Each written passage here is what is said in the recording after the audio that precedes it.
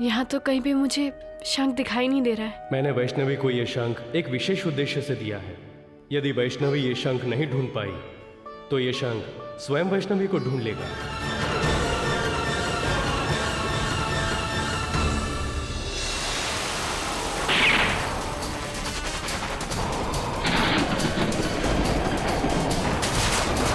विष्णु भगवान, अगर आप इन्हें क्षमा नहीं कर सकते ना तो आप मेरी भी जान ले लीजिए। मुझे भी जीने का कोई हक नहीं है। आज तो तुमने अपने प्राणों की दुहाई देकर शील कुमार को बचा लिया है, किंतु अधिक दिनों तक नहीं बचा पाओगी।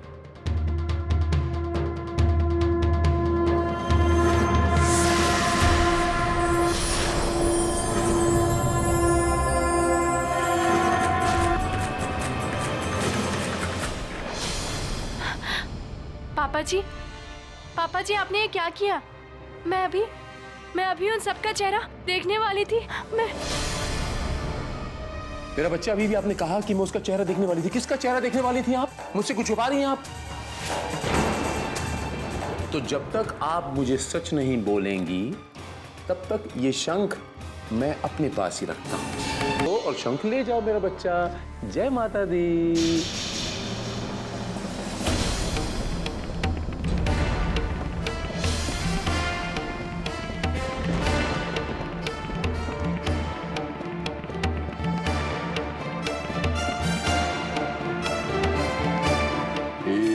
तेरी माया कहीं धूप कहीं छाया।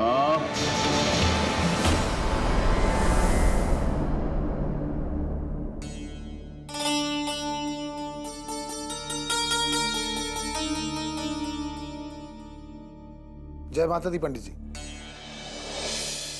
जय माता दी सभ्य बाबू। आप इस तरह इत्मीनान से कैसे बैठ सकते हैं? वहां वैष्णवी की जान खतरे में।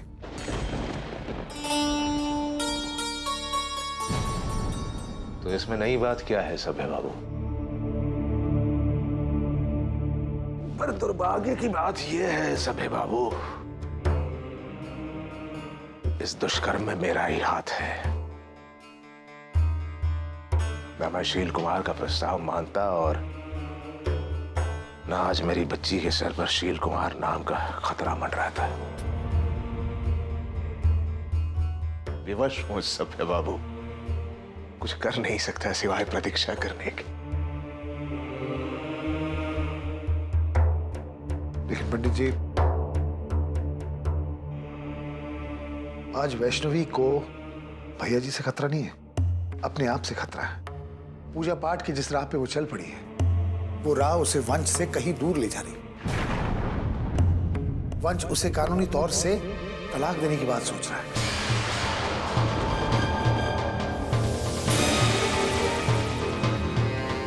बस पंडित जी, अब आप ही हैं जो वैष्णवी को समझाकर इस अनर्थ को होने से रोक सकते हैं, वरना इस रिश्ते को कोई नहीं बचा सकता।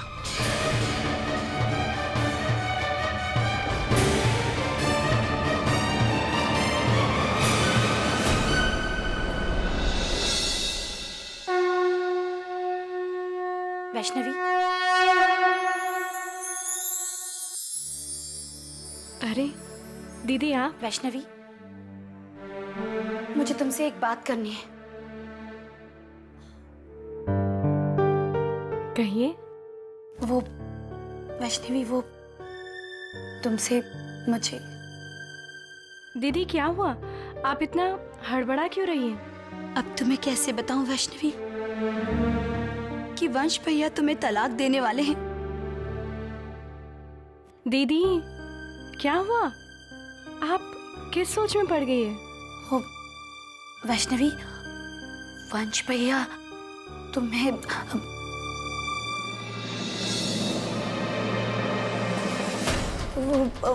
वंश भैया तुम्हें वो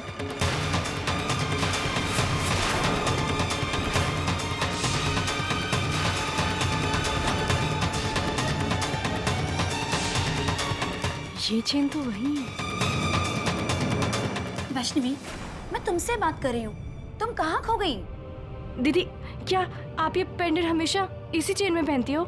हाँ, लेकिन तुम ये सब क्यों पूछ रही हो वैष्णवी?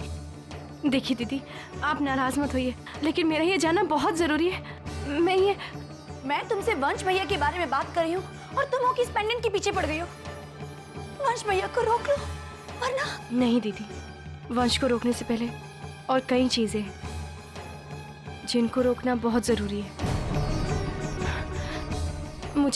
मुझे हर हाल में पता लगाना होगा कि आखिर वो पेंडेंट किसके पास है। वो पेंडेंट किसके पास है? वैष्णवी रुक जाओ। वैष्णवी कौन सा पेंडेंट? वैष्णवी कौन सा पेंडेंट? आखिर मुझे याद क्यों नहीं आ रहा है कि मैंने वो पेंडेंट किसके गले में देखा था।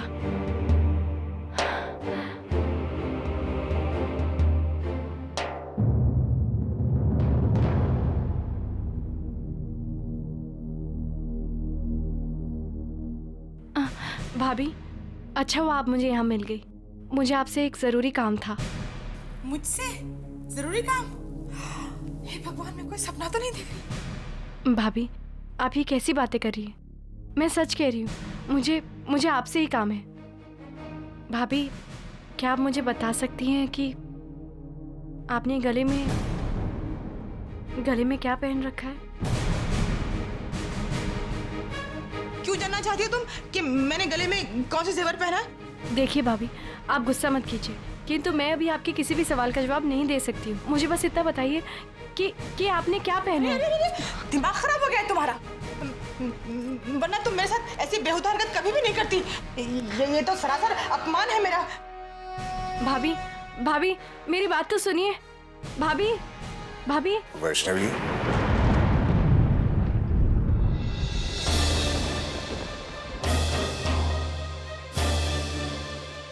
बाबूजी,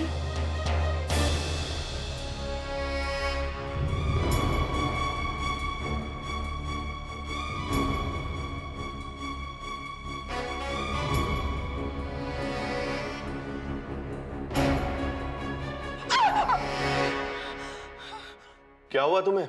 तुम इतनी घबराई हुई क्यों?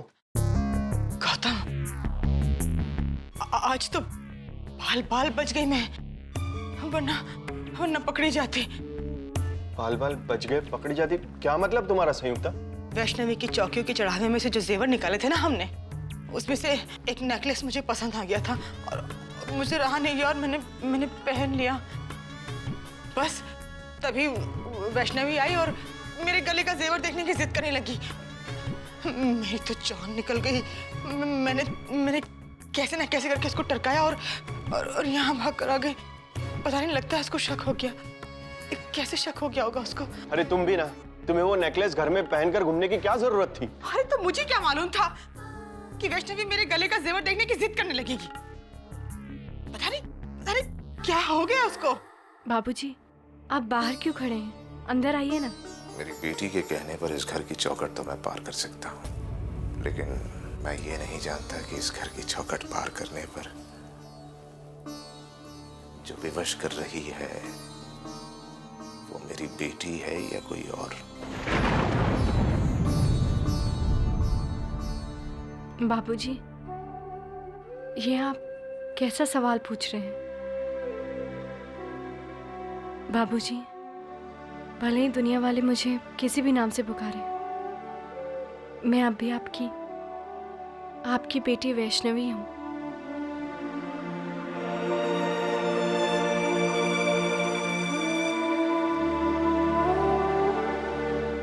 वैष्णवी, अब ये पूजा पाठ छोड़ो बेटा और अपने दाम्पत्य जीवन के बारे में सोचो। इस घर में हो रहे छोटे आडंबर में शायद तुम भूल गई हो कि वंश तुमसे दूर जा रहा है। क्यों कर रही हो बेटा ये सब? नहीं बाबूजी, मेरा विश्वास कीजिए, मैं ये जो भी कुछ कर भी हूँ ना, अपने इस परिवार की भलाई के लिए कर रही हूँ। और इसीलिए मैंने 5 देवताओं की आराधना करने का व्रत लिया है। बाबूजी, मेरी पूजा, मेरी आराधना ये सब झूठी नहीं है। और वंश पति है ना तुम्हारा, वो है? उसके प्रति कोई कर्तव्य नहीं है तुम्हारा? शायद तुम्हारी आराधना पूर्ण होने से पहले वंश तुमसे दूर जा सकता है, तुमसे नाता तोड़ सकता है।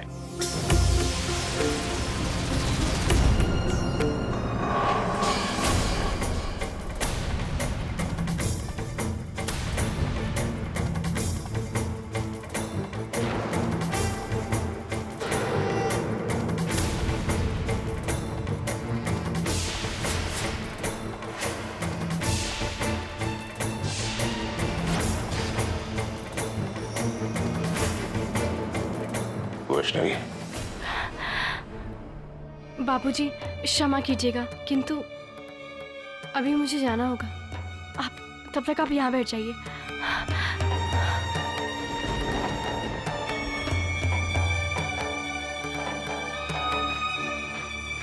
पंडित जी, आपकी वैष्णवी से बात हुई?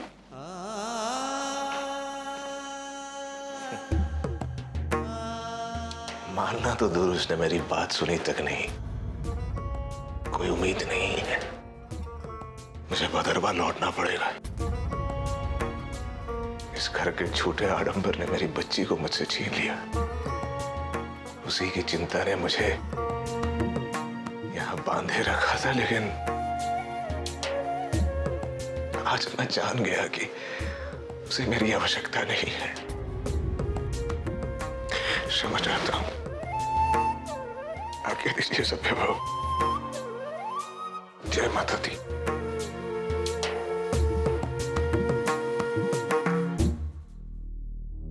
छोटी माँ, छोटी माँ, 1 मिनट।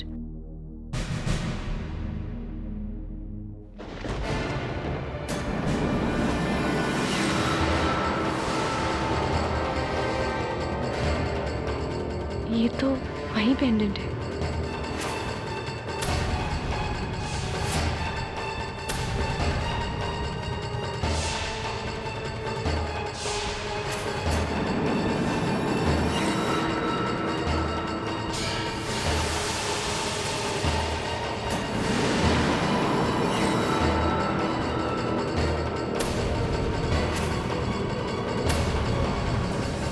क्या हुआ वैष्णवी, इस तरह से क्या देख रही हो? वो छोटी माँ, दरअसल मैं रसोई घर में जा रही थी, तो मैं आपसे पूछने आई थी कि आज के खाने में मैं क्या बनाऊं। कुछ भी बना लो, जो तुम्हारी मर्जी। छोटी माँ, अब क्या हुआ वैष्णवी?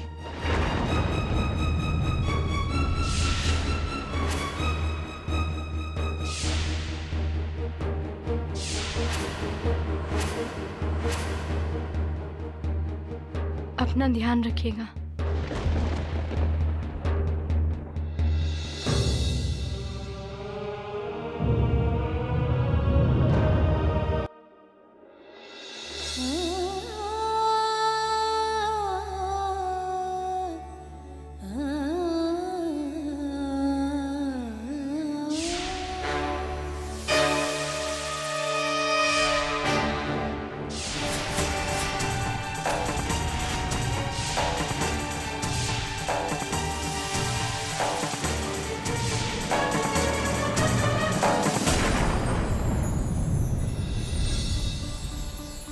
वैष्णवी, तुम्हारी अगली परीक्षा का समय हो गया है।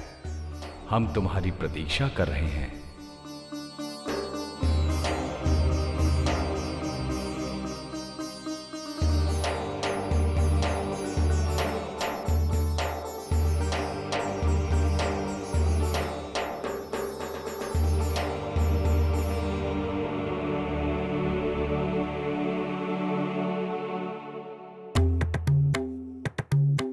समय बीतता जा रहा है।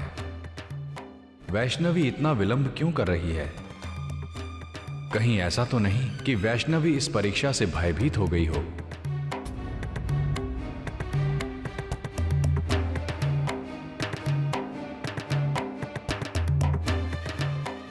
आगे बढ़ो बेटी, आगे बढ़ो। ब्रह्मदेव तुम्हारी प्रतीक्षा कर रहे हैं।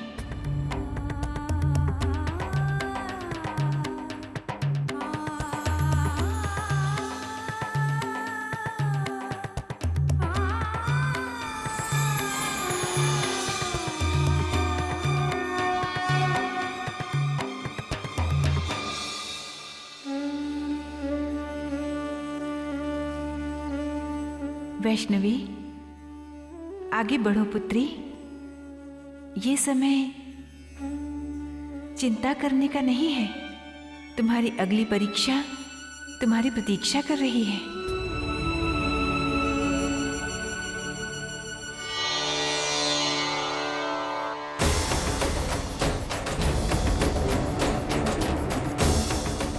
वैष्णवी के कमरे से अजीब सी रोशनी कैसी? माता रानी, इस रहस्य का तो मुझे बहुत जल्द पर्दाफाश करना ही पड़ेगा। क्या तुम परीक्षा में असफल होने के विचार से भयभीत हो? नहीं माँ, मैं भयभीत नहीं हूँ, किंतु माँ, मैं ये सोच सोच कर परेशान हूँ कि इस परीक्षा में भाग लेने का क्या मतलब है। जैसे जैसे मैं इस परीक्षा को उत्तीर्ण करती जाऊंगी, वैसे वैसे इस भयानक भविष्य की परतें खुलती जाएंगी।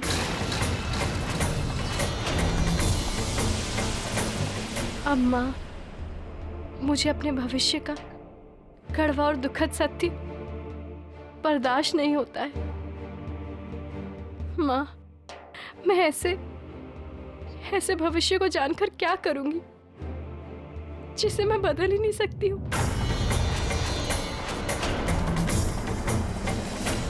वैष्णवी, निराश मत हो। मनुष्य अपने सत्कर्मों से अपना भविष्य परिवर्तित कर सकता है। तुम्हें भी वही करना होगा। अब तुम आधे मार्ग से लौट नहीं सकती।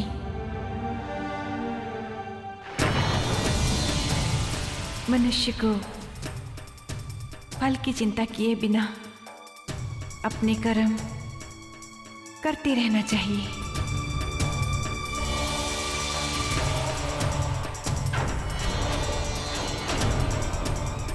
धैर्यवान को फल अवश्य मिलता है।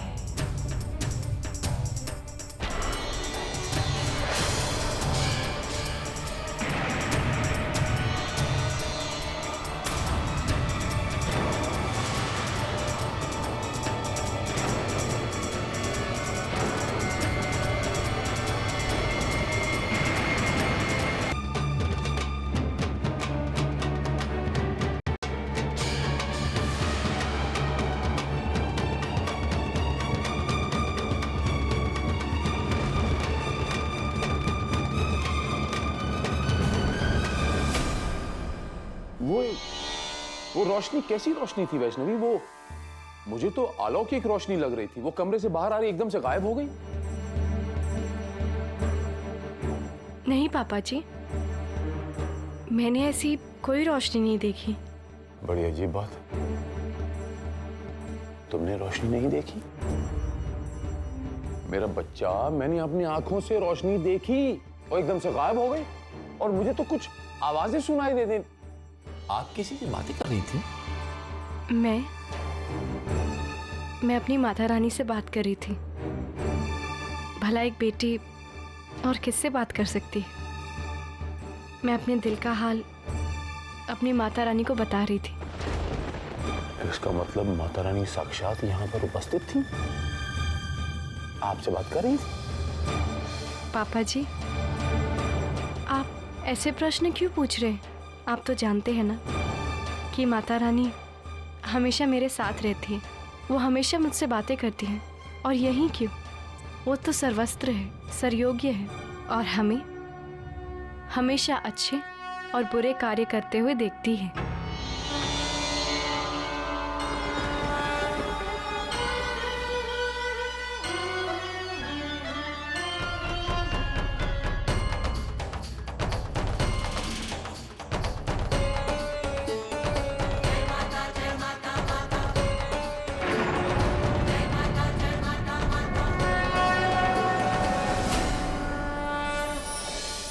प्रणाम।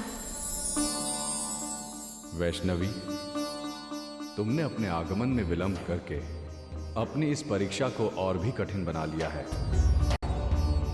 तुम्हें जिस देवता को पहचान कर उनके प्रश्नों का उत्तर देना था, वो इस समय यहां से बहुत दूर जा चुके हैं। वो देखो।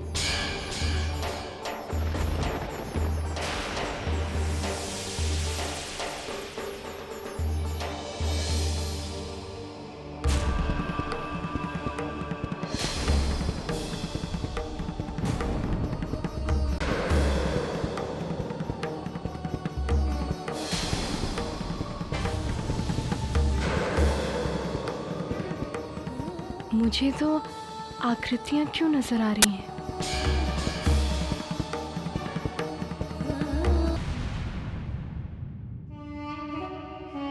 आज से ये तुम्हारा हुआ और तुम हमेशा के लिए मेरी। लेकिन मोक्ष, ये तो मधुरा का मंगलसूत्र है। ओहो हो, किसका नाम ले लिया यार। ये मत सोचो कि ये किसका है, ये सोचो कि ये किसके गले में ज्यादा सुंदर लगे। और मेरी नजर में ये उस रोनी सूरत के गले से ज्यादा तुम्हारे इस खूबसूरत गले में खूबसूरत लगे।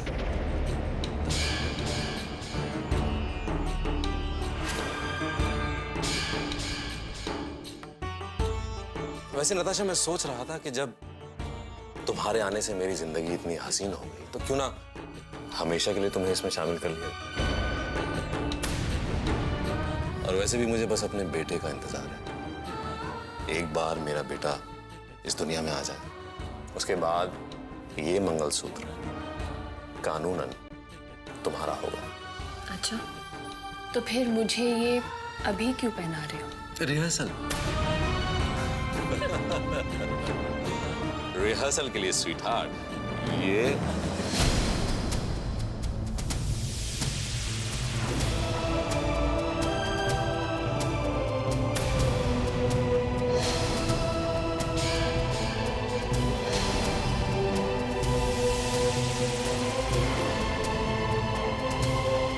मोक्ष, एक मंगलसूत्र केवल एक ही औरत का सुहाग चिन्ह होता है। उसे किसी दूसरी औरत को पहनाना महापाप होता है।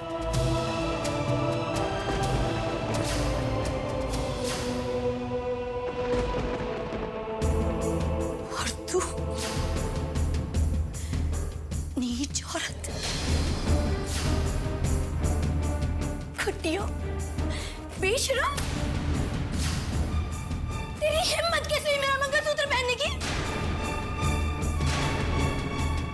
हाँ, मैं तुझे जिंदा नहीं छोड़ूंगी, मार डालूंगी मैं तुझे, खून कर दूंगी मैं तुझे, मार डालूंगी, मार डालूंगी मैं तुझे, मार डालूंगी, मैं तुझे छोड़ूंगी नहीं।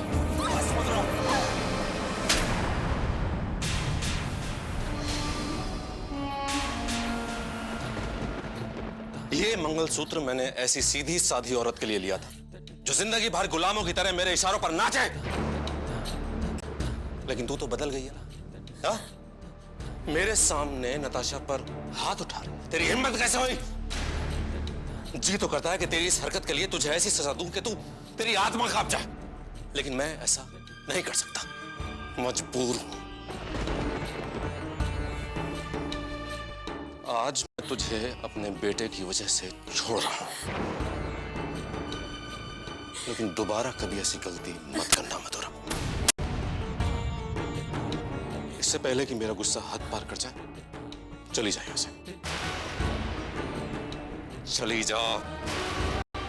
अरे खड़े खड़े मेरा मुंह क्या देख रही है? निकल जा यहां से। रो मत मधुरा, ये गंगा जमुना मत बहा। मेरे बेटे को कोई तकलीफ नहीं होनी चाहिए। आराम कर रहा है, हाँ? तू भी जाके आराम कर। आराम कर मधुरा, आराम कर, जा।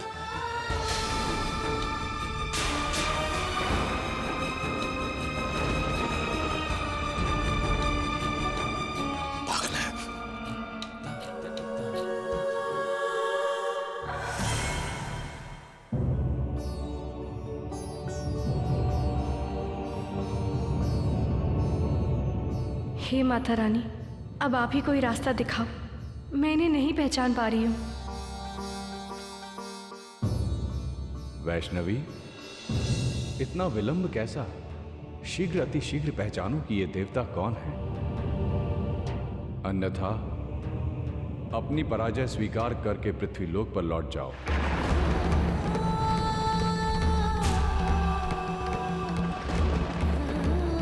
मेरी मदद करो माँ, इनकी कोई तो पहचान का इशारा करो।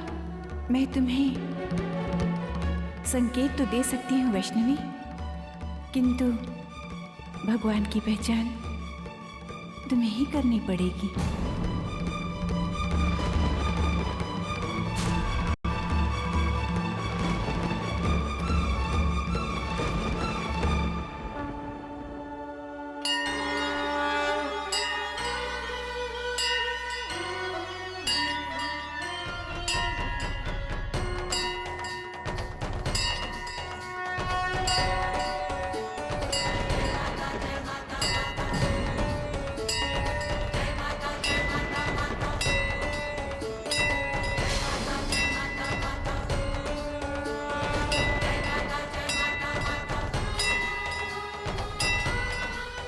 ये अचानक मुझे मंदिर की घंटियों की आवाज क्यों सुनाई दे रही है?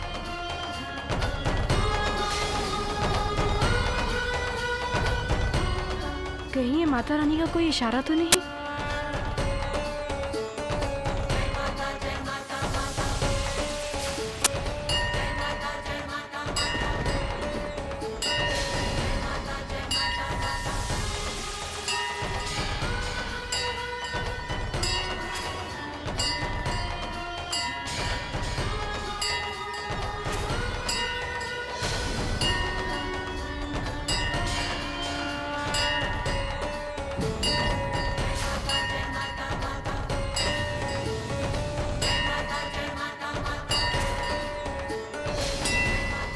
इस वक्त वैष्णवी इतने आवेश में घंटियां बजा रही है।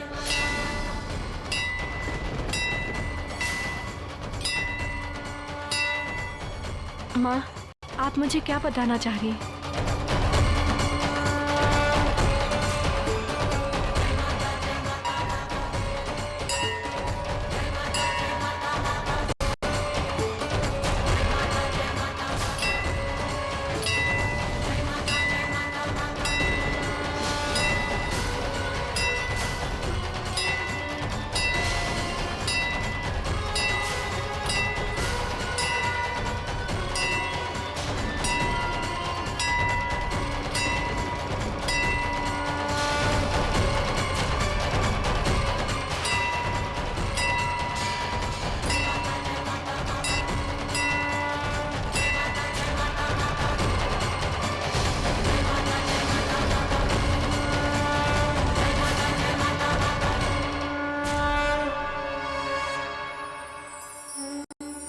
आपका कोटि कोटि धन्यवाद माँ।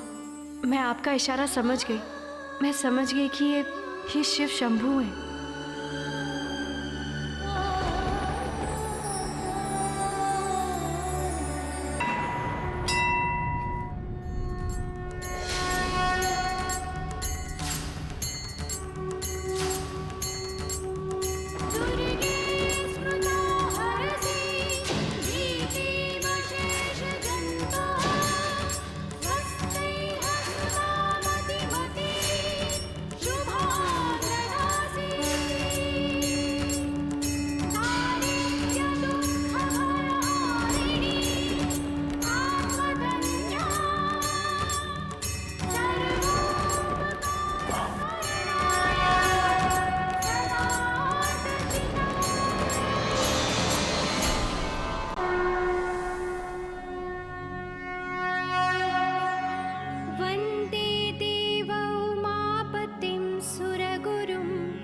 वन्दे जगत्कारणं वन्दे पिनाकभूषणं मृगाधरं वन्दे पशूनां पतिं वन्दे सूर्यशशाङ्कवहनिनयनं वन्दे मुकुन्दप्रियं वन्दे भक्तजनाश्रयं प्रणाम भोले शंकर। वन्दे शिवशङ्करम्।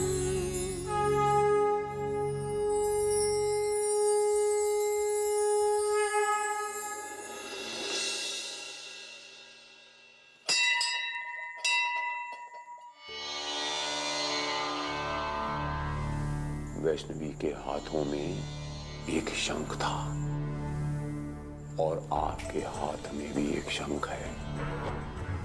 भगवान, अगर मैं आपको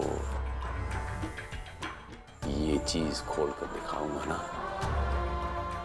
आप दंग रह जाओगे, क्योंकि हो ना हो इस चीज का उस चीज से कोई ना कोई ताल्लुक जरूर है। देखेंगे।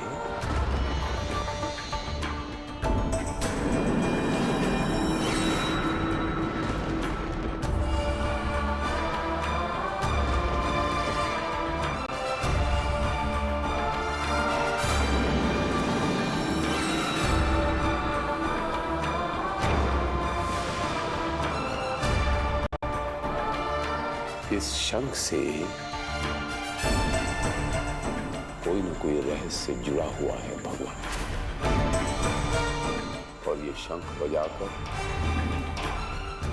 वो रहस्य जानकर रहूंगा मैं।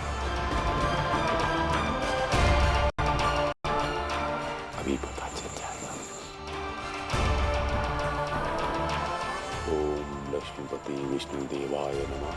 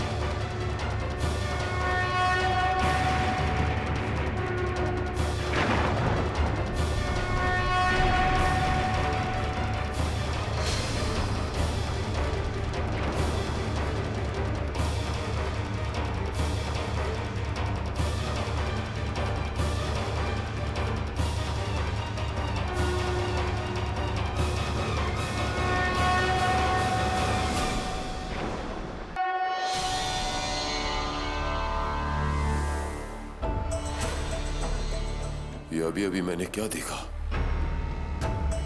ये सच्चाई थी या मेरी आंखों का धोखा?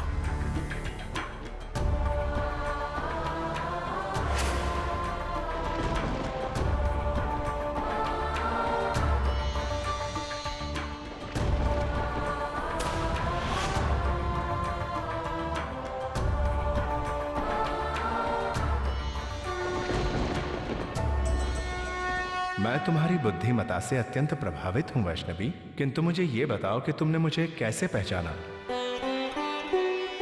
प्रभु, मैं एक साधारण मनुष्य हूँ।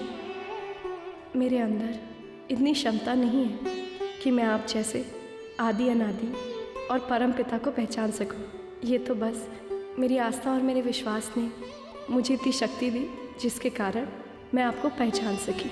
हम तुम्हारे इस उत्तर से प्रसन्न हुए बालिके, किंतु इसका यह अर्थ नहीं कि आगे आने वाले प्रश्न सरल होंगे।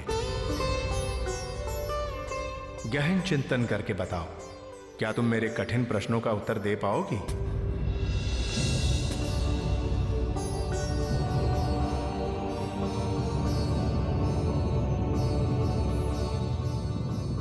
जी प्रभु, मैं तैयार हूँ।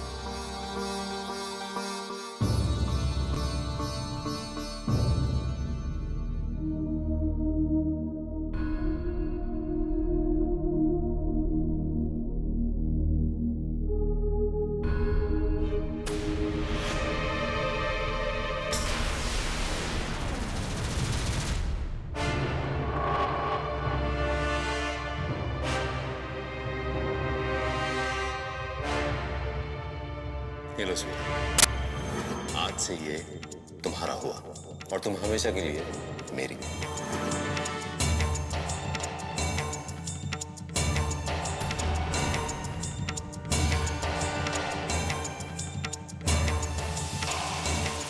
सच यही है भाभी, सच ये है कि आपका रिश्ता भी मर चुका है और मेरा भी। फर्क बस इतना है कि आप अपने टूटे हुए रिश्ते की लाश को अपने कांधे में ढोना चाहती हैं।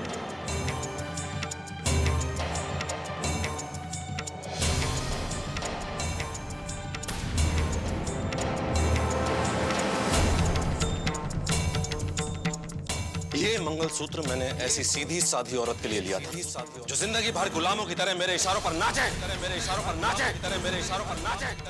सच ये है कि आपका रिश्ता भी मर चुका है, मेरा भी मर चुका है। फर्क बस इतना है कि आप अपने टूटे हुए रिश्ते की लाश को अपने कांधे में ढोना चाहते हैं।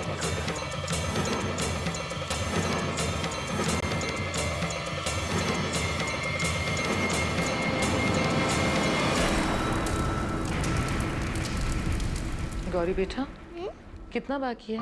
बस थोड़ा सा और ही बाकी है। गुड गर्ल, जल्दी करो, फिर तुम्हें दूध भी तो पीना है, बिस्किट खाने हैं। ओके?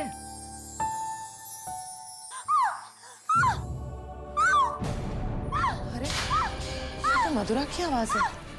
मधुरा, आओ बेटा।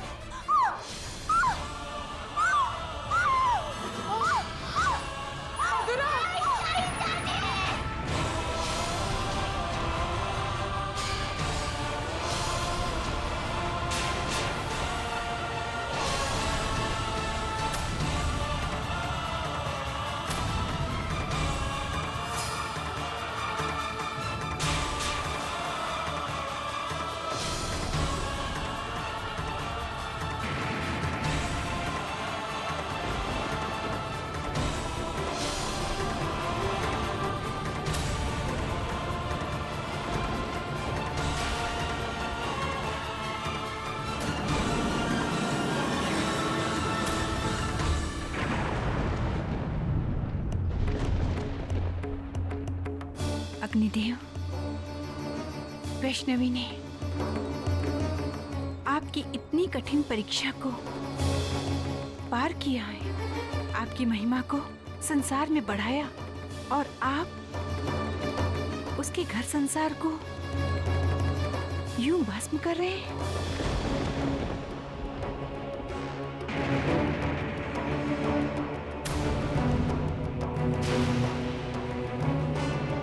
उस पर दया कीजिए देव,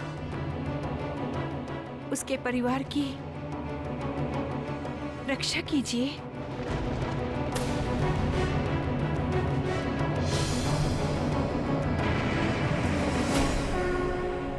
शांत हो जाइए अग्निदेव, वैष्णवी की सहायता कीजिए।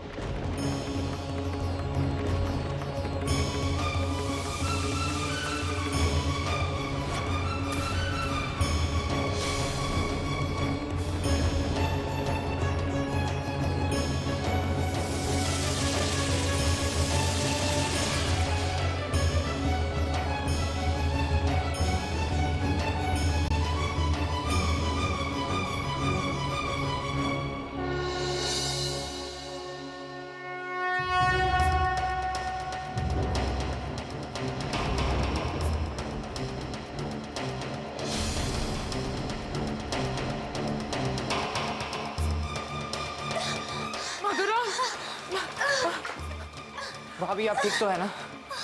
लेकिन ये सब हुआ कैसे? पता नहीं, मैं यहाँ बैठी हुई थी और बैठे बैठे मेरी आंख लग गई। जब मेरी आंख खुली तो देखा कि चारों तरफ आग लगी हुई थी। इतनी आग के बावजूद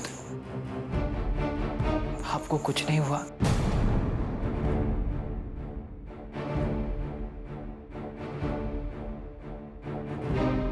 ये कैसे पॉसिबल है? वंश चाचू, मैं ये जानती हूँ कि कैसे हो सकता है।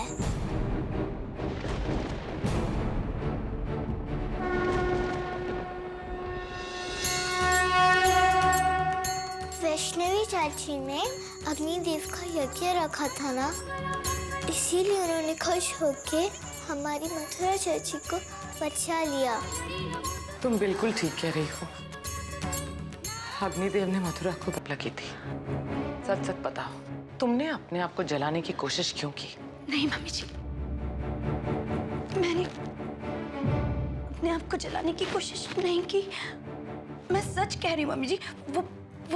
वो एक हादसा था मम्मी जी। मैं तुमसे आखिरी बार पूछ रही हूँ मथुरा, इस तरह से आत्महत्या करने की कोशिश करने का क्या मतलब है? मतलब है मम्मी जी, गहरा मतलब है। लेकिन मम्मी जी, क्या आपको ऐसा नहीं लगता कि इस बात का जवाब आपको मुझसे नहीं बल्कि किसी और से मांगना चाहिए? किसी और से? किससे? अपने बेटे से। चाहिए जाकर पूछिए अपने बेटे से कि मैंने ऐसा क्यों किया मैंने ऐसा। चाहिए जाके पूछिए अपने बेटे से, पूछिए जाके, पूछिए मैंने ऐसा क्यों किया, पूछिए जाके।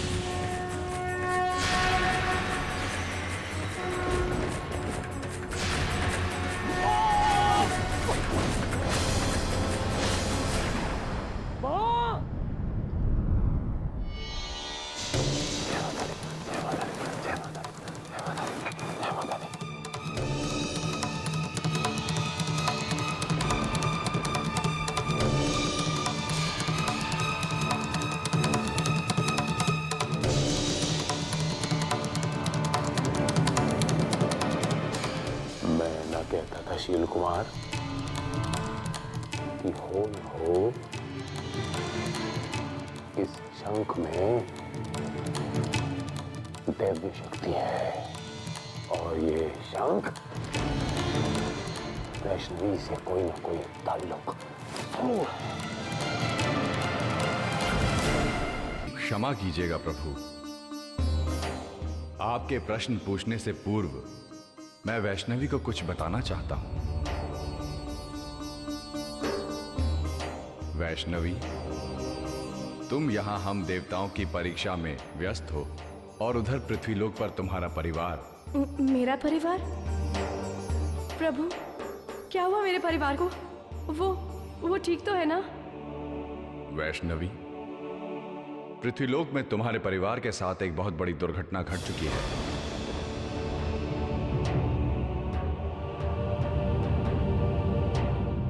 दुर्घटना? किंतु प्रभु, कैसी दुर्घटना? मेरा परिवार? धीरज रखो वैष्णवी, मैं तुम्हें सब दिखाता हूं।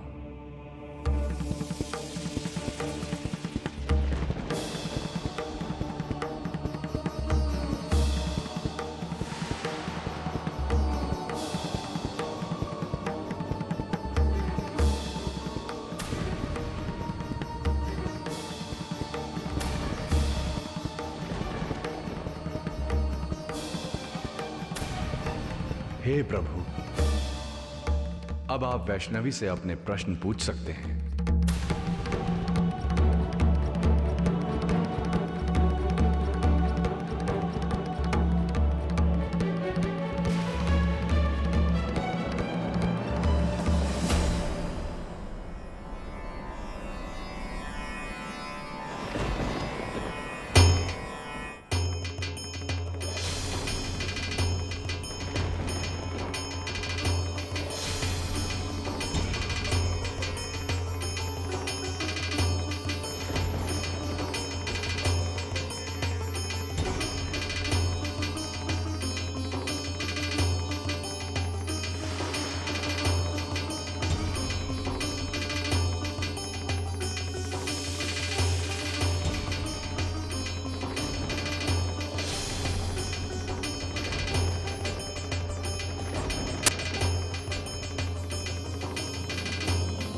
ये क्या वैष्णवी, तुमने तो किसी भी प्रश्न का उत्तर नहीं दिया। शीघ्र करो वैष्णवी, भगवान शिव तुम्हारे उत्तरों की प्रतीक्षा कर रहे हैं। प्रश्न? प्रभु क्षमा कीजिएगा, किंतु मैंने कुछ नहीं सुना। प्रभु कृपया करके एक बार अपने प्रश्न को दोहराएंगे। कैसा प्रश्न? क्या तुमने शिव भगवान द्वारा किए गए प्रश्नों को नहीं सुना? वैष्णवी, तुम कहाँ खोई हुई हो? तुम्हारा ध्यान क्यों भंग है? प्रभु मैं सच कहती हूँ, मैंने कुछ नहीं सुना। मैं अपना प्रश्न दोबारा दोहराता हूं। क्षमा कीजिए प्रभु,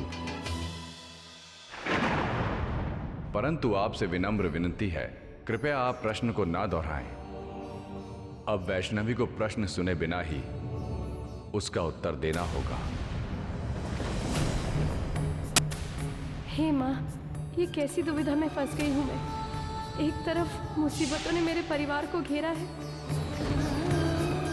तो दूसरी तरफ ब्रह्मदेव की जिद।